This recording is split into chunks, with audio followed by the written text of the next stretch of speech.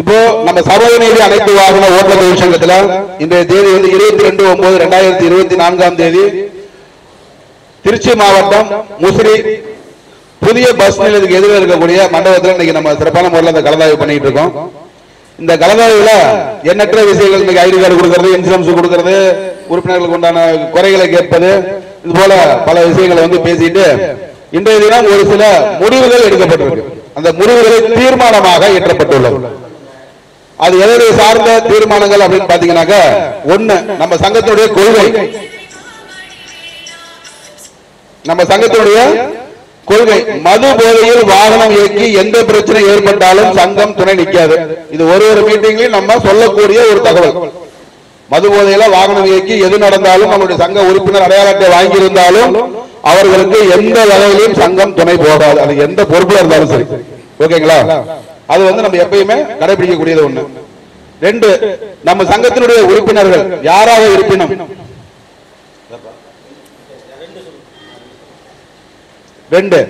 இரண்டாவது தீர்மானமாக நம்ம சங்கத்தினுடைய உறுப்பினர்கள் பொறுப்பாளர்கள் யாராக இருப்பினும் அரசு விதித்திருக்கக்கூடிய சட்ட திட்ட விதிமுறைகளை கடைபிடித்து அனைவரும் வாகனத்தை இயக்க வேண்டும்.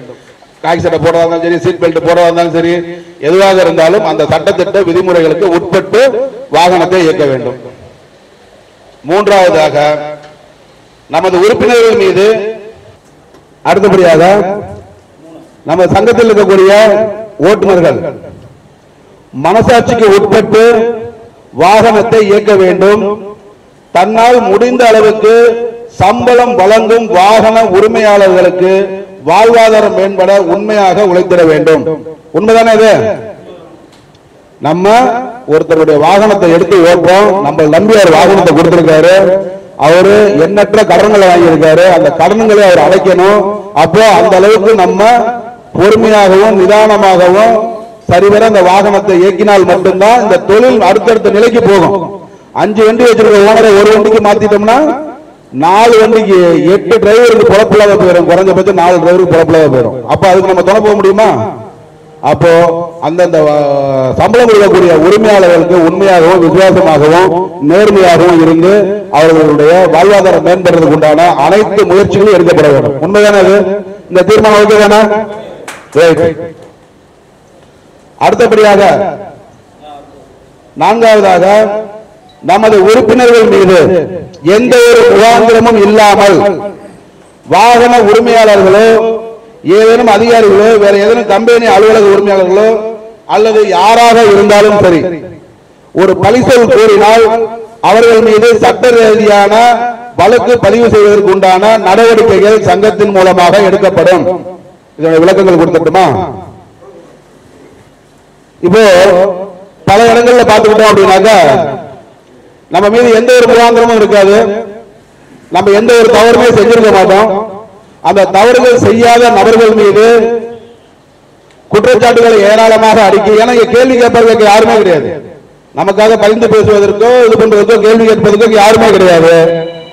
வருகிறவர்கள் அனைவரும் அவரவர்களுக்கு ஏற்ப கதைகளை சோடித்து எவ்வளவு குற்றச்சாட்டுகளை சொல்ல முடியுமோ சொல்லி முடிந்த அளவுக்கு அந்த ஓட்டுநரை வஞ்சித்தும் அதற்கு மேலே ஒரு படிக்கு மேலே சென்று அவரை தாக்குவதும் போன்ற எண்ணற்ற குற்ற செயல்கள் நடந்து கொண்டிருப்பதை நிதம் நம்ம வந்து வலைதளங்கள் மூலமாகவும் முகநூல் மூலமாக எல்லாமே நம்ம பார்த்துக்கிட்டு தான் இருக்கோம்.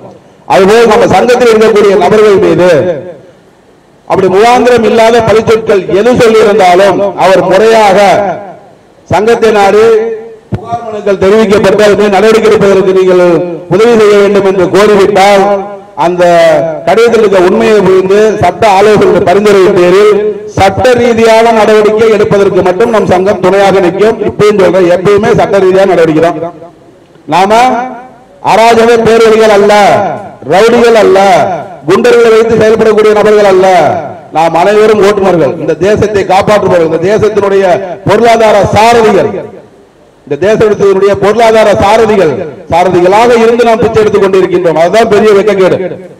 சாரதிகளாக இருந்து இந்திய பொருளாதாரத்தினுடைய முடிவு பண்ண வேண்டிய இடத்துல நம்ம இருந்து நம்ம பிச்சை எடுத்துக்கிட்டு இருக்கோம். சரிங்களா? அதுதான் நம்ம வேதனைக்குரிய விஷயம். அப்படி இருக்கக்கூடிய நபர்கள் மீது கடுமையான நடவடிக்கைகளுக்கு உண்டான அனைத்து வேலைகளையும் சங்கம் செய்யும். ஐந்தாவதாக, வாகன உரிமையாளர்கள் ஓட்டுநர்கள் மீது பழி சொல். எடுத்துக்காட்டாக, டீசல் திருடிவிட்டார், டீசல் மைலேஜ் வரவில்லை, வாகன டயர் வெடித்து விட்டது, பஞ்சராகி விட்டது, வாகனம் பழுதாகி விட்டது, லஞ்சம் கொடுப்பது அதிகமாக உள்ளது, இது போன்ற ஆதாரம் இல்லாத காரணங்களை சுட்டிக்காட்டி வாகனங்களை விட்டு இறக்கிவிடப்பட்டாலோ அல்லது ஓட்டுநருக்கு மன உளைச்சல் உண்டாக்கினாலோ வாகன உரிமையாளர் மீது கண்டிப்பாக சட்ட நடவடிக்கை எடுக்கப்படும். சட்ட ரீதியான நம்ம ஒரு ஆலோசகரை கேட்டுட்டு அதுக்கு உண்டானதை நம்ம எடுத்துக்கலாம். இதுக்கு விளக்கம் கொடுத்துட்டுமா? அடுத்தபடியாக உங்களுக்கு விளக்கங்கள் கொடுத்தாங்க. ஒரு வாகன உரிமையாளர் இப்படி நடந்திருக்கு, நம்முடைய உறுப்பினர் ஒருவர் புகார் மனு நமக்கு கொடுத்திருக்கிறாரு. உங்க முன்னாடி தான் புகார் மனு வாங்கியிருக்கேன். அதை சரிபார்க்க நடவடிக்கை கண்டிப்பா எடுப்போம். ஒரு வாகன உரிமையாளர் மைலேஜ் வரவில்லை என்று கூறி நம்ம மீது குற்றம் சாட்டுவதற்கு முகாந்திரம் உள்ளதா? ஒரு வண்டியில மைலேஜ் வரலப்பா, நேற்று அண்ணன் ஓடி போனாரு, இல்ல அவரே ஓட்டுவாரு, இன்னைக்கு அவரே ஓட்டுறாரு. நேற்று ஒரு 5 மைலேஜ் வந்தது, இன்னைக்கு ஒரு 4, 8 தான் வந்தது. அதற்கு அவர் குற்றவாளியாக ஆக்க முடியுமா?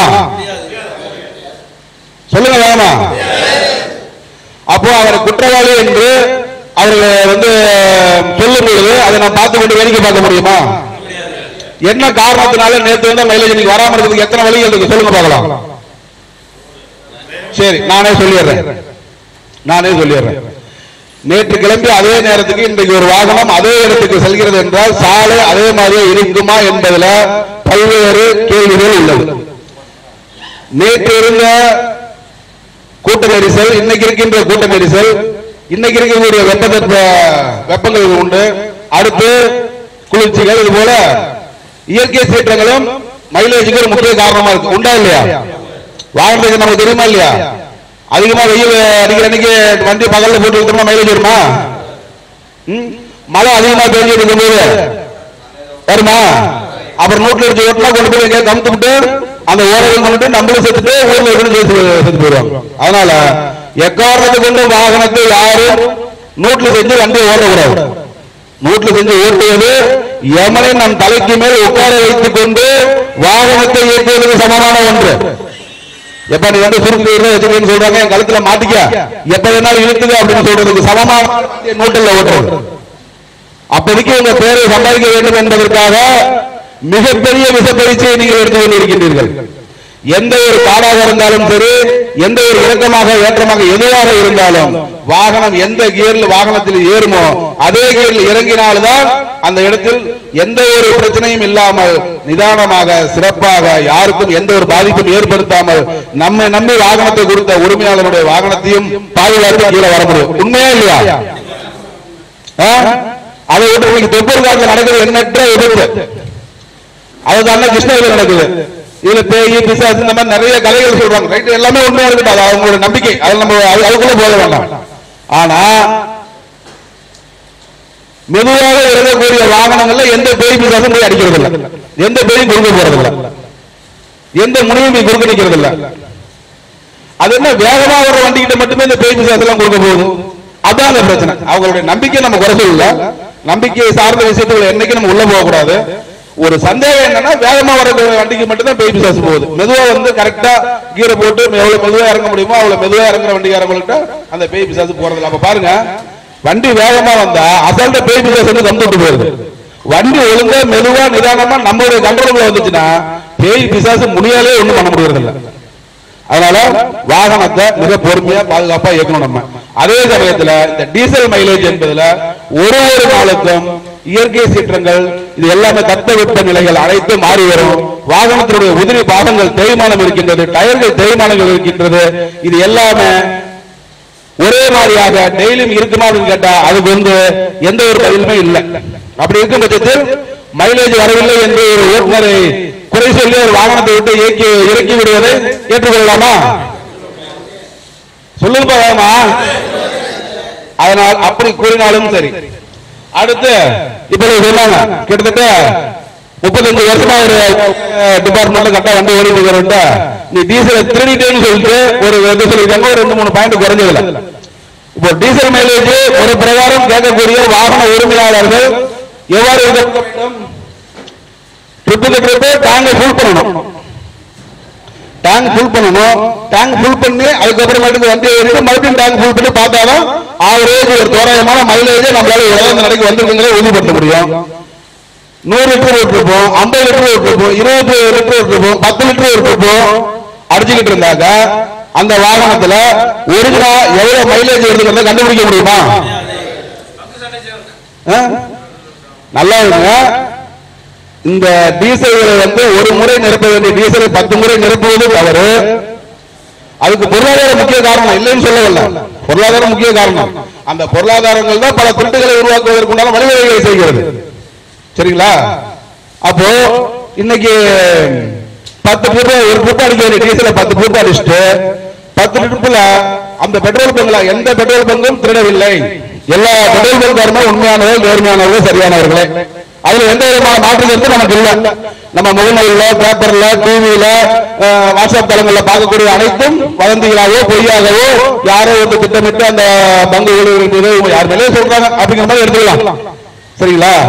ஆனால் அந்த பம்புகள் அனைத்திலையுமே ஒரே மாதிரியான டீசல் வந்தது அப்படிங்கிறதுக்கு என்ன ஆதாரம் உள்ளது? அவர்கள் காட்டுற மீட்டர் தான். அந்த மீட்டர் காட்டினா வேலை முடிஞ்சது. அதுல எங்கேயாவது உள்ள லீக்கேஜ் இருந்திருக்கலாம், வேற ஏதாவது இருந்திருக்கலாம். அதே அந்த வேலையை செய்து மிஷின் பழுதாகாதுன்னு சொல்லி ஏதாவது இருக்கா? அதுக்கு ஏதாவது காரணங்கள் இருக்கா? அந்த மாதிரிலாம் எதுவுமே இல்லை. அப்போ பல்வேறு பிரச்சனைகள் முகநூல்ல இருந்து எல்லாத்திலையும் வந்துகிட்டு இருக்கு. பங்குகள் நடக்கக்கூடிய ஒரு சில பங்குகள் நடக்கக்கூடிய இந்த மோசடிகள். அப்போ அது போல ஏதாவது ஒரு எக்குத்தப்பான பங்குல நம்ம ஒரு ட்ரிப் டீசல் அடிச்சிட்டாருனாக்க அந்த ஷார்டேஜ் வருமா வராதா? ஷார்டேஜ் வந்துடும். அப்ப ஷார்டேஜ் வந்தாக்க அதுக்கு உண்டான மைலேஜ் எங்க கொடுப்பாரு? ஓட்டுநர் விடிய விடிய வண்டியை ஓட்டிட்டு வீட்டுல ஏதாவது 1-2 இருக்கக்கூடிய ஈய பாத்திரம் வித்து கொண்டாந்து கொடுத்துட்டு போக முடியும்? இதை நம்ம தட்டி கேட்பது நம்முடைய கடமை அல்லவா? இதுல இருந்து ஓட்டுநருடைய சமுதாயத்தில் இருக்கக்கூடிய அவலங்களை களையெடுக்க வேண்டாமா? அதற்காக அது போல கூறினாலும் அவர் திருடிட்டாருன்னா திருடமா சொல்லி இன்னைக்கு எவ்வளவு எக்யூப்மெண்ட்ஸ் வந்துருச்சு. வண்டியில எவ்வளவு டீசல் இருக்கு, பம்புக்கு எவ்வளவு போகுது, திருப்பி எவ்வளவு வெளியில வருது, அனாமத்தா எவ்வளவு டீசல் இன்ஜினுக்கும் போகாம டேங்க்கும் போகாம வெளியே அவுட்புட் ஆயிடுச்சு அப்படின்னா அதை காட்டுறதுக்கு இன்னைக்கு எல்லற்ற இதெல்லாம் வந்துருச்சு. அண்ணன் ஜெயக்குமாரன் கூட அதை சார்ந்து நிறைய வீடியோக்கள் எல்லாம் போட்டுருக்காரு. இந்த டீசல் எடுத்தா தெரியும், டீசல் இது பண்ணிக்கலாம், டீசல் எடுக்க முடியாது அப்படின்னா நிறைய வீடியோக்கள் எல்லாம் போட்டாங்க. லாரி வீடியோல போட்டுருக்காங்க. எல்லா ஓட்டுநர்கள் உரிமையாளர்கள் எல்லாத்துக்குமே தெரிஞ்சிருக்கும். அப்ப அந்த மாதிரி எத்தனையோ விஷயங்கள் கண்டுபிடிப்பதற்கு நிறைய வழிகள் இருக்கு. 4 பக்கம் கேமரா போட்டுக்கீங்க. பிரைவேட் டீசல் எடுத்துக்க திருடிட்டாருன்னு சொன்னாங்க சட்ட ரீதியாக என்ன நடவடிக்கை எடுங்க. ஒரு வாகன உரிமையாளர் திருடி செய்யறாரு தவறு.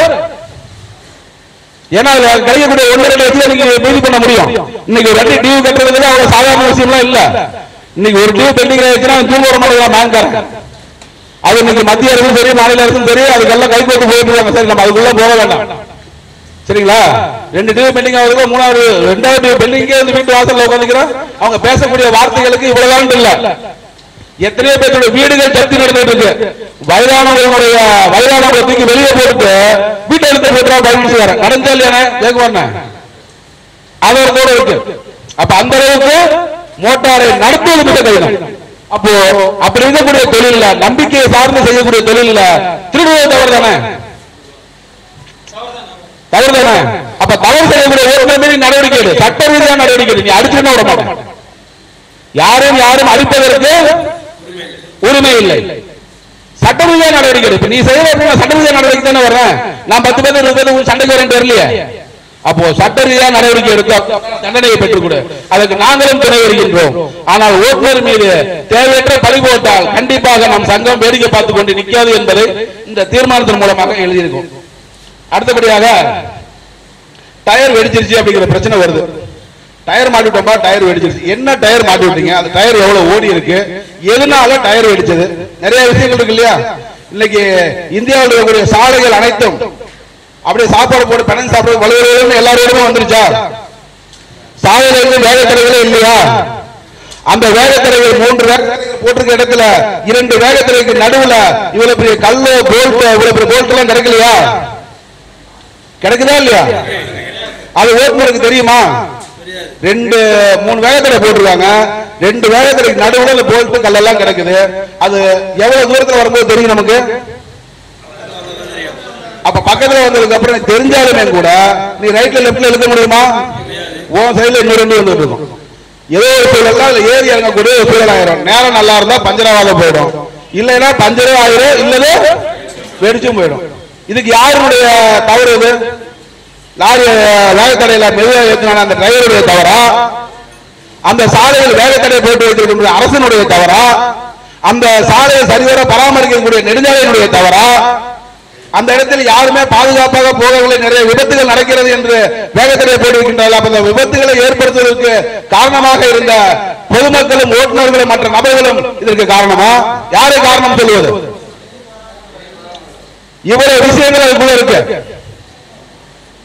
அப்போ ஒரு தொழிலை சார்ந்து உனக்கு இரவு பகலாக வாகனத்தை ஓட்டிக் கொண்டிருக்கும் நபர் மீது நீ குற்றம் சொல்லி அவருக்கு உண்டான படிகாசை பிடிப்பதற்கு உண்டான வழிகளை செய்தால் நாம் அதை வேடிக்கை பார்த்து கொண்டிருக்க முடியுமா? இது நியாயமானதா? அப்போ வேணும்னே ஒரு டிரைவர் ஒரு கள்ள தூக்கி போட்டு டயர் மேல வச்சு ஏற்றி வெடிச்சிட்டாருன்னு சொல்லு, அது தவறு. ஒரு ரீபல் டயர் மாட்டி விடுறீங்க, ரீபல் டயர் நல்ல டயர் தான், கம்பெனில செக் பண்ணி சொல்றாங்க. இப்ப நம்ம வண்டி வச்சிருக்கோம், போட்டு விடுறோம், 200 கிலோமீட்டர் 500 1000 2000 கிலோமீட்டர் வெடிச்சு போய் 2000 கிலோமீட்டர் வெடிச்ச டயர் எங்கிட்ட ஏறும். கேரண்டி சொல்லி போட்ட டயரை வெடிச்சிருச்சு, யார்கிட்ட போய் கேட்கறது? டயர் வேண்டாம் கேட்டா அது ஏதாவது போல்ட் இருக்கு, யார் வாங்கிருக்கணும், அதுக்கப்புறம் யார் வாங்கிருக்கணும், அதுக்கு டிரைவருடைய படிகாசில் பிடிக்க முடியுமா? அப்போ சாலை சரியில்லை என்றால், சாலையில் போல்ட் நட்டு குப்பைகள் எல்லாம் கிடைக்கிறது கண்ணுக்கு தெரியவில்லை என்றால், முறையான பிரகாரம் மருத்துவர் அருகே கண்ணுக்கு உண்டான சிகிச்சையை எடுத்து சாலையை பரிசீலித்துப்பார். சாலையில் கிடைக்கின்ற போல்ட் ஆணிகள் இதுக்கெல்லாம் காரணமாக இருக்கும் பட்சத்தில் நீ அரசிடம் முறையிட்டு அதையெல்லாம் சுத்தம் செய்வதற்கு உண்டான வேலைகளை செய்து சாலையில் வாகனத்தை வைக்க அனுமதி கொடுக்கணும். இதை யார் செய்வா? இதை யார் செய்வா? சரிங்களா? இதெல்லாம் செய்ய வேண்டியவர்கள் தூங்கி கொண்டே இருப்பார்கள். தூங்காமல் இரவு பகலாக வாகனம் இயக்கக்கூடியவன் இதுக்கெல்லாம் பழி சொல்லாகி அவனுடைய இந்த சொற்ப வருமானத்தை அது போல நபர்களிடம் பலியாக கொடுத்துவிட்டு வந்து விடுவான். அவர்களை மீட்டெடுக்க வேண்டாமா என்றுதான் அவர்கள் முன்னேற்றத்தை அடைவது. இங்கிருந்து வெளிநாட்டிலிருந்து சென்று இது இந்தியாவிலிருந்து வெளிநாட்டுக்கு சென்று மாத சம்பளத்துக்கு வேலை செய்து கொண்டிருக்கின்றார்கள். அவர்கள் ஒரு தீர்மானமான ஒரு தொகையை பெற்று ஒரு தீர்மானமான வாழ்க்கையை வாழ முடிகிறது. இந்திய தேசத்தில் ஏன் அது இல்ல? இந்திய தேசத்தில் ஏன் நம்ம எடுக்க முடியல? எப்பயும் நான் சொல்ற ஒரே வார்த்தை, இரும்புக்கு எதிரி இரும்பு தான். எப்படி இரும்பு தன்னைத்தானே துருப்பிடித்து அந்த துரு இருக்கக்கூடிய இரும்பையும் அளிக்கின்றது, அதே போல நம்மிடம் இருக்கக்கூடிய ஒரு சில நபர்கள் செய்கின்ற கேடுகட்ட செயலால் நம்மால் போராடி பெற முடியாமல் இருக்கின்றது. அதையும் மாற்றி அமைத்து சட்டத்தில் எல்லாம் செய்ய முடியும் என்பது இன்னைக்கு எவ்வளவோ நீதிபதிகள் மிக அருமையான தீர்ப்புகளை மிக சிறப்பான முறையில் யாராக இருந்தாலும் உண்மையான தீர்ப்புகளை இன்னைக்கு நெஞ்ச நிமிர்த்தி கொடுத்திருக்காங்க. உண்மையிலேயே நீதி அரசர்கள் கடவுளாக இன்னைக்கு எவ்வளவோ பேர்கள் இருக்காங்க. இந்த வழக்குகளை நமக்கு எடுத்தாலும் அது போல நீதி அரசர்கள் கண்டிப்பாக நமக்கு சரியான ஒரு விடயத்தை அவர்கள் தருவார்கள். சரிங்களா? அதன் காரணமாக டயர் வெடித்து விட்டது என்று கூறி அவர்களுடைய படிகாசில் பிடிப்பது யாராக இருந்தாலும் அந்த ஒரு குறையும் ஏற்றுக்கொள்ள முடியாது. டயர் பஞ்சராகி விட்டதுக்கும் இதுதான் காரணம். டயர் பஞ்சராக நான் என்ன பண்ண முடியும்? இல்ல நீங்க என்ன பண்ண முடியும்? சாலையில கிடக்கிறத ஒதுக்கிதான் ஓட்ட முடியும். முன்னாடிதான் பாக்குறேன் வண்டியில் நிக்குது, டயர் கடைசி வரைக்கும் வண்டி பூரா டயரா இருக்குது. 2 டயர் ஒதுக்க முடியும், 3ஆவது டயர் ஏறி ஒரு ஆணியோ குத்தி பஞ்சர் ஆயிருது. அதுக்கு என்ன பண்ண முடியும்? அப்போ அது போல இருப்பதையும் கண்டிப்பாக ஒரு இதாக ஏற்றுக்கொள்ள முடியாது. வாகனம் பழுதாகி விட்டது, இப்ப என் வண்டியில கிளட்ச் பிளேட் போயிருச்சுப்பா, டிரைவர் ஓட்டுனா சரியில்லப்பா, கிளட்ச் பிளேட் போயிருச்சுப்பா, இப்ப அந்த டிரைவர் ஓட்டுனா சரியில்லப்பா, கீர் பாக்ஸ் உடைஞ்சு போச்சுப்பா, இப்ப அந்த டிரைவர் ஓட்டுனா சரியில்லப்பா, என் வண்டி இன்ஜின் சீஸ் ஆகி போச்சுப்பா அப்படின்னு சொல்லி எத்தனையோ பிரச்சனைகள்ல ஓட்டுநர்களுக்கு சம்பளங்கள் கொடுக்காமல் இருப்பதை நாம் சங்கமே நேரடியாக சந்தித்திருக்கின்றது. அந்த பிரச்சனைகளை அதற்கு பின்பு போராடி அந்த சம்பளத்தை பெற்றுக் கொடுத்திருக்கின்றது. இதெல்லாம் நம்முடைய தவறுதான் என்று நாம் ஏற்றுக்கொள்ள முடியுமா? ஏன் ஏற்றுக்கொள்ள முடியாது? நம்ம தானே உடைச்சோம், நம்ம கையில கீர் பாக்ஸ் உடைஞ்சது, நம்ம கையில இன்ஜின் சீஸ் ஆச்சு, நம்ம கையில தானே கிளட்ச் பிளேட் போச்சு. ஏன் ஏற்றுக்க முடியாது? நம்ம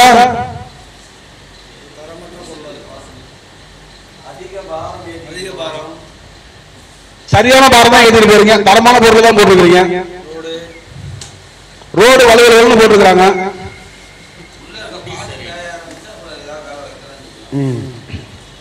அப்போ உள்ளே இருக்கின்ற அதனுடைய பாகங்கள் தேய்மானம் அடைந்தாலோ அல்லது வேற ஏதோ ஒரு காரணத்தினாலோ அதுகள் உடைவதற்கு உண்டான வாய்ப்புகள் அதிகம். இப்ப நானுமே கேட்கிறேன், நல்ல சர்வீஸான டிரைவர், இது வரைக்கும் நான் தான் இந்த உலகத்திலேயே எல்லாத்தையும் மிஞ்சிய ஓட்டுநர் என்று சொல்லக்கூடிய அளவுக்கு இன்னைக்கு யாருமே கிடையாது. 20 வயசு சிறுவனிடம் இருக்கக்கூடிய அந்த ஓட்டுநர் திறமை 80 வயசு முதியவர் இருக்குமான்னு கேட்டா இருக்காது. அவரிடம் இருக்கக்கூடிய அனுபவங்கள் இருக்குமா இருக்காது. ஒருத்தருக்கு ஒருத்தர் மிஞ்சியது தான் நம்மளுடைய தொழில். இது நான் தான் பெரிய ஆள், நீ தான் பெரிய ஆள்னா எதுவுமே கிடையாது. இன்னைக்கு நான் பெரிய ஆள்னு சொல்லிட்டு வண்டி எடுத்து வெளியில போட்டாக்க டும்னு உணவத்தை பைக்கில் சாத்திக்காப்பல நான் 0 ஆயிடுவேன். யாருகிட்ட நக்கல் விட்டு பேசிட்டு இருந்தேன்னா அவங்க நாளைக்கு என்ன பத்தி நக்கல் பண்ணுவாங்க. சொல்லிட்டு வெளியே போனா வண்டி வழுக்கு தெரியல, ஒழுங்கு எடுக்க தெரியல, பைக்கரவங்க டம்முன்னு சாத்தி கீழே வந்துட்டாங்க அப்படின்றாங்க. அப்போ இந்த தொழிலில் யாருமே மிகப்பெரிய ஜாம்பவான்கள் என்று சொல்லிக் கொள்வதற்கு வாய்ப்புகள் இல்லை. இருக்கா? வாய்ப்புகள் இல்லை. அப்படியே கிட்டத்தட்ட ஒரு 50 வருட எக்ஸ்பீரியன்ஸ் இருக்கக்கூடிய ஒரு வாகன ஓட்டுநர் ஒரு வண்டி எடுத்துட்டு போறாரு. அவர் கையில கீர் பாக்ஸ் ரிப்பேர் ஆயிருக்காதா? அவர் வண்டியில அவர் கையால கிளட்ச் பிளேட் உடைஞ்சிருக்காதா? இன்ஜின் சீஸ் ஆயிருக்காதா? அப்போ இதையெல்லாம் ஒரு காரணமாக சொல்லி ஓட்டுநருக்கு ஏதோ ஒரு வகையில் தண்டிக்கும் வண்ணம் செயல்பட்டால் அதையும் நம் சங்கம் எந்த இடத்திலும் விட்டுக் கொடுக்காமல் செயல்படுவதற்கு உண்டான வழிமுறைகள் என்னவோ அதை செய்யும்.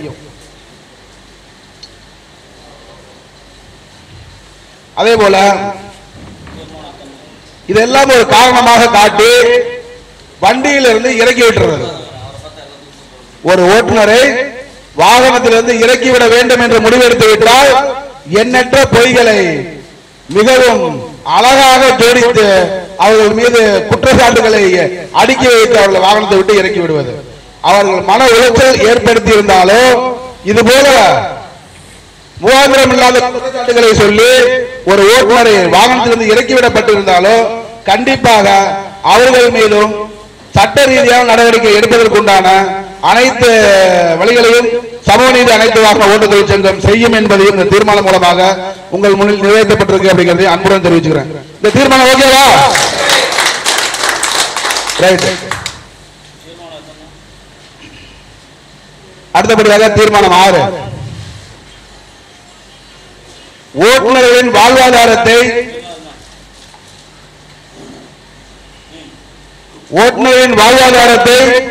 மேம்படுத்திக் கொள்ள அனைவரும் ஒருங்கிணைந்து ஒற்றுமையாக செயல்படும் பொழுது அந்த ஒற்றுமையை குலைக்கும் வண்ணம் யார் செயல்பட்டாலும் அது யாராக இருப்பினும் அவர்கள் மீது சட்ட நடவடிக்கை எடுப்பதற்குண்டான வழிவகைகளை சமூக நீதி அனைத்து வாகன ஓட்டுநர் தொழிற்சங்கம் செய்யும் என்பதையும் இதன் மூலம் தெரியப்படுத்திக் கொள்கின்றேன். இந்த தீர்மானம் ஓகேவா?